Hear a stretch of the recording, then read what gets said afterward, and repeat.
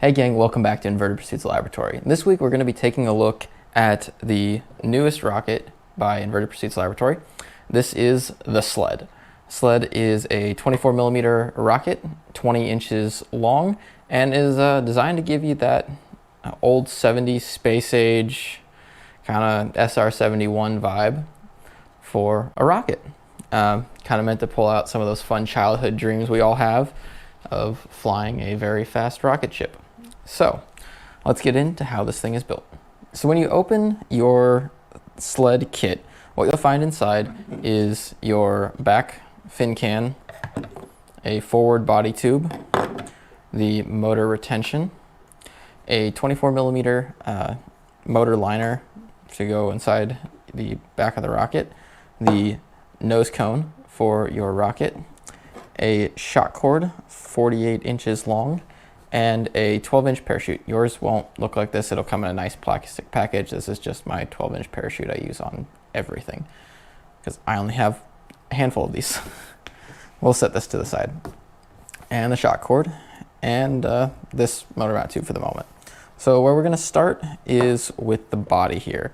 Now, what we need to actually complete this is a little bit of super glue, which I forgot.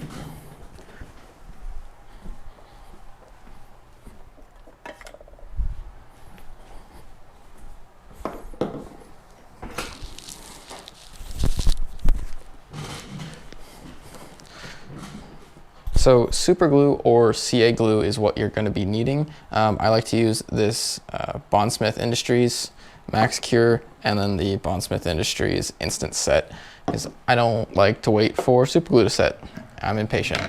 CA glue does create a chemical bond with PETG, which is what this rocket is printed out of. So when it is glued together, it will actually pretty much weld the two pieces to each other.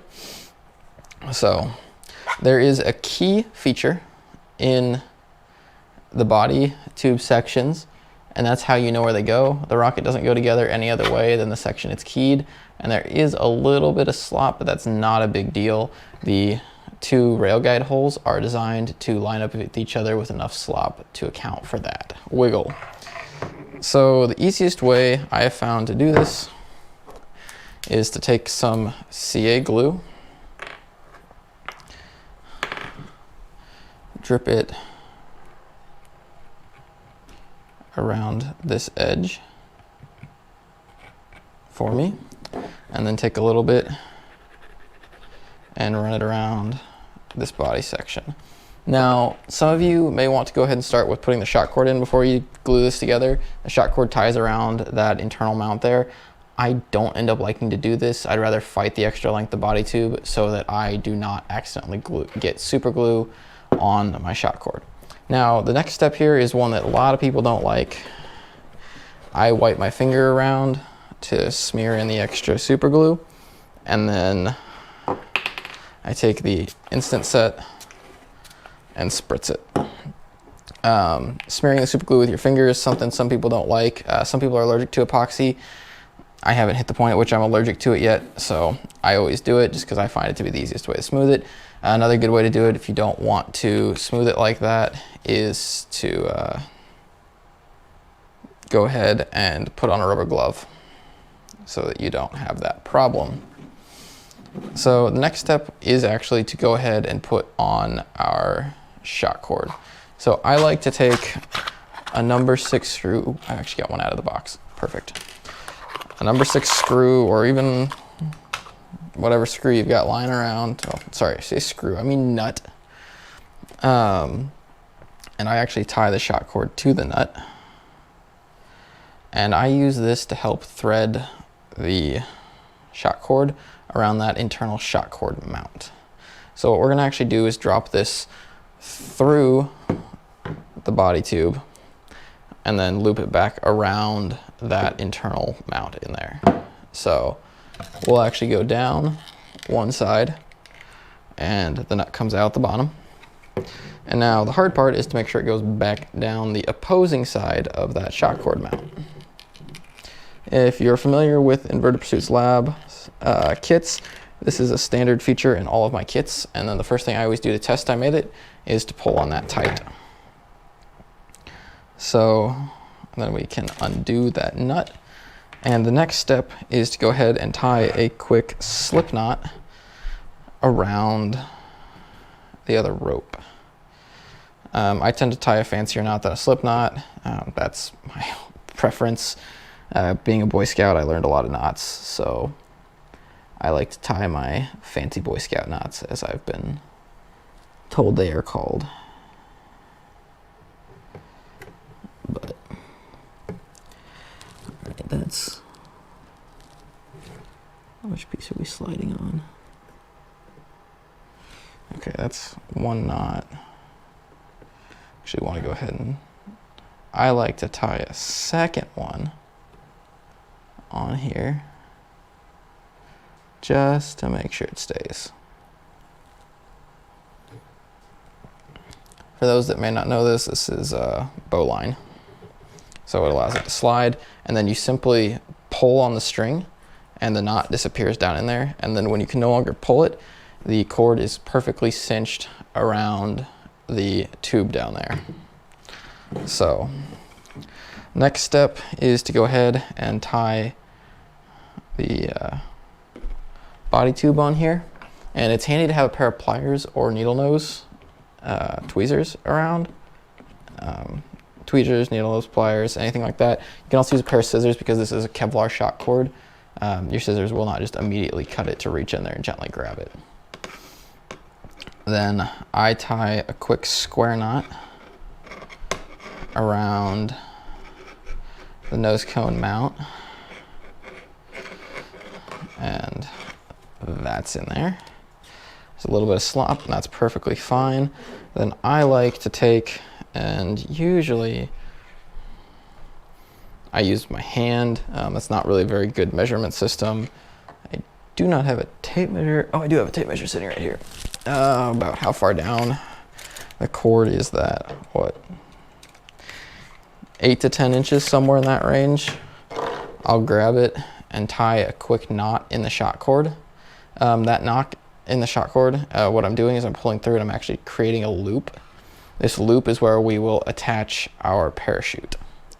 So then when you come and pull across, it creates this very nice little loop in your shot cord for attaching your parachute to. For now, we're not going to attach the parachute, and we're actually going to go down to the other end and look at the motor. So a standard 24mm motor will fit in the back of this rocket, so it will just gently hold on to an Estes E. I find it also holds very well to several of the Quest and Aerotech G motors. So I've flown these on several G motors, but then this liner here goes in, and that actually makes it 24mm. I use this liner in case you're flying a hotter motor. There's a chance of light warpage in this, and the liner just insulates it from the heat. And then this is your motor retention. So it screws on the back and keeps your motor from falling out on its ejection charge. So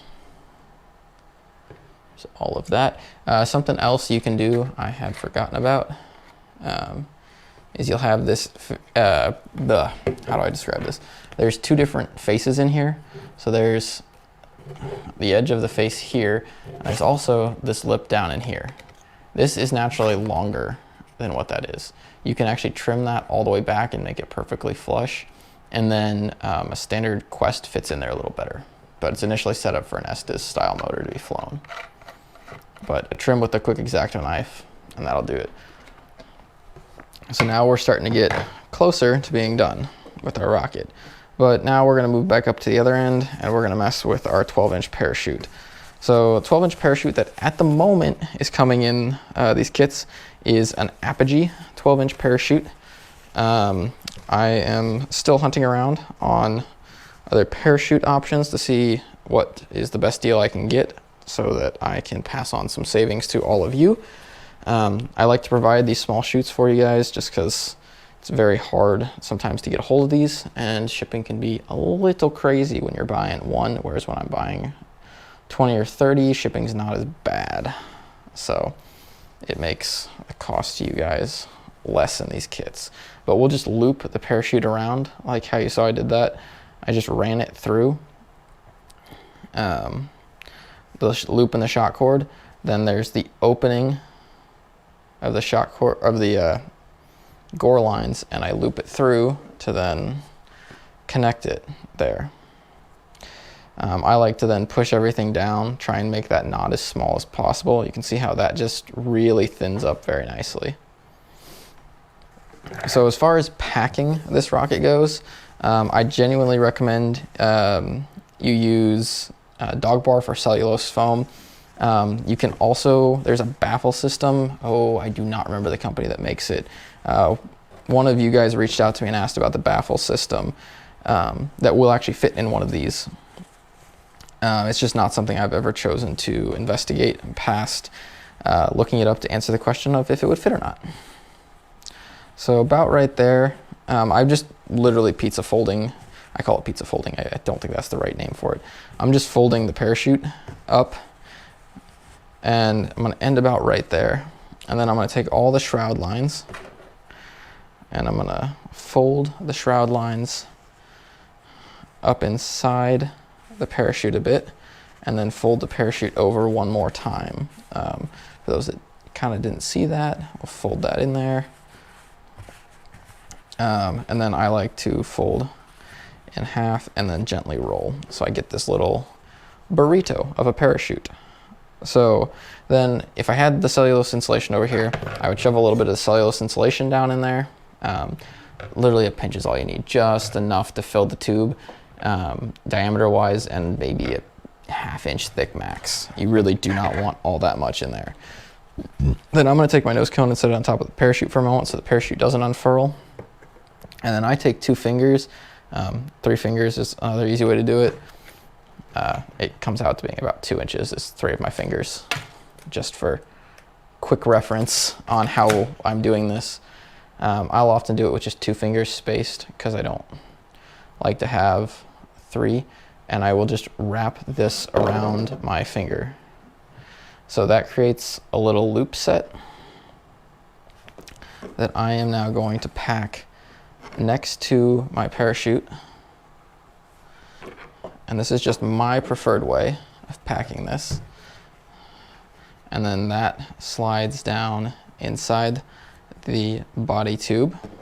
And then the remainder I take and just kind of gently guide it inside as best I can to then place the nose cone on top.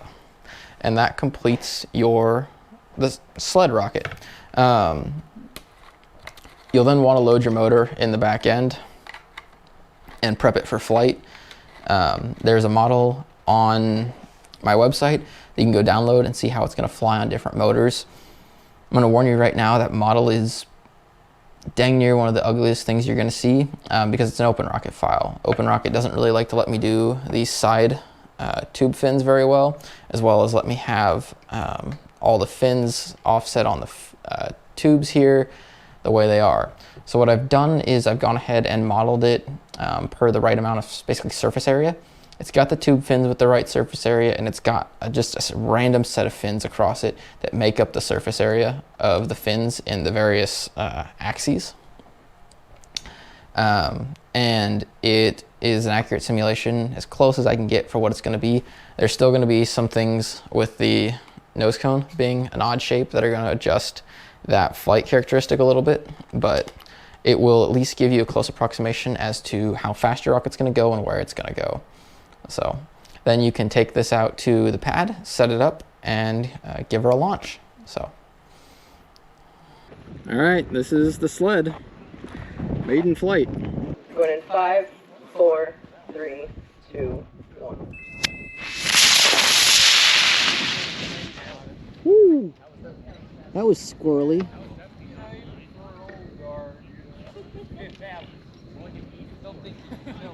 Let's see how the sled did on our test flight. Although I'm pretty sure the way I'm doing this video, you all just saw me build it, which, guess what? You watched me build the prototype for the first time when I had no clue what I was doing. But it's actually not that hard. The sled built the same way as Fire Drake does, so I really was not concerned about building it on camera for the first time and filming myself. All right. so far so good. Came in a wee hotter than I would have liked. I have nothing loose. All the fins are perfectly intact. And the shot cord is even still on it. Alrighty. Well, that's the flight of a sled. So remember, if you want to pick up one of your own sleds, you can find these in the link in the description below. They're releasing November 1st with the Little Nick 2 and the Macy 2, both of which are really fun to fly, and they're getting simpler to build. Little Nick 2 got a lot of upgrades because I was tired of using some of the Estes off-the-shelf hardware that did not integrate very well with my stuff. So hopefully you all found this video informative. Thanks for watching. Please consider liking and subscribing. I'll see you all in the next video.